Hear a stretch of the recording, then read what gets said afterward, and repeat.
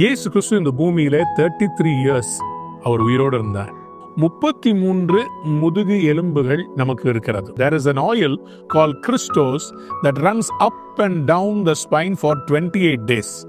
28 நாட்கள் இந்த கிறிஸ்டோஸ் என்கிற இந்த ஆயில் நம்முடைய வெர்டிபிரல் காலம்ல மேலையும் கீழுமா இறங்குகிறது.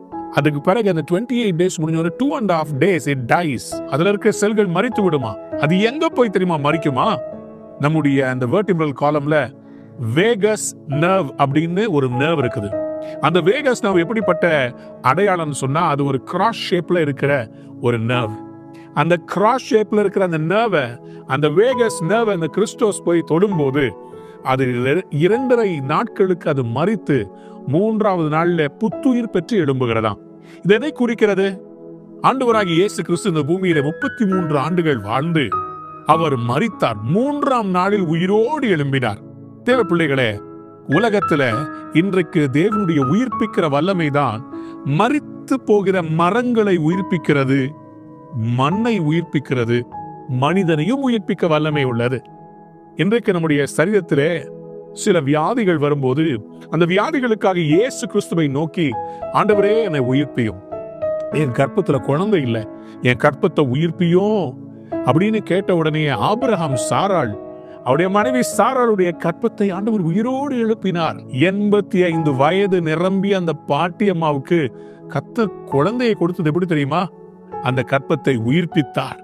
அவருடைய உயிர்ப்பிக்கிற வல்லமை, அதே வல்லமை உங்களுக்குள்ள இன்றைக்கு இறங்க ஆண்டவர் கிருபை பாராட்டுவார். உங்க வாழ்க்கையில இன்னைக்கு என்ன பகுதி செத்து போய் கிடக்குது? 3 நாட்களுக்குள் உங்களுக்கு ஒரு அற்புதம் நடக்க போகிறது. 3 மாதங்களுக்குள்ள அவருடைய உயிர்ப்பிக்கிற வல்லமை உங்க வாழ்க்கையில கிரியை செய்ய போகிறது. There is something that is going to happen in 3 months, in 3 days. ஏன் நான் இதை சொல்லுகிறேன்? ஆவியில நடத்தப்பட்டு இந்த வார்த்தைகளை உங்களுக்கு சொல்லுகிறேன். நீங்கள் விசுவாசித்தீர்களானால் அப்படியே உங்களுக்கு ஆக போகிறது. ஆம் பிரியமானவர்களே, நம்முடைய உடம்புலேயே கடவுள் தன்னுடைய பாடு, மரணம், உயிர்த்தெழுதலின் நம்பிக்கையை உடம்புலயே வச்சிருக்கிறார். நம்ம முதுகெலும்புல வச்சிருக்கிறார்.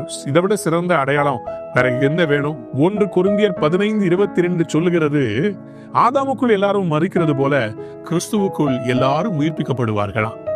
In Adam everyone dies, but in Christ everyone comes back alive. உங்களை கர்த்தர் உயிர்ப்பிக்க போகிறார். உங்க குடும்பத்தை உயிர்ப்பிக்க போகிறார். உங்க பிசினஸ் உயிர்ப்பிக்க போகிறார். உங்க பினான்ஸ் உயிர்ப்பிக்க போகிறார். உங்க வாழ்க்கையவே உயிர்ப்பிக்க போகிறார். நீங்கள் உயிர்ப்பிக்கப்படுவீர்கள். Today God is going to resurrect you. God is going to give you life and you are going to shine for God. God bless you. Have a wonderful day. Amen.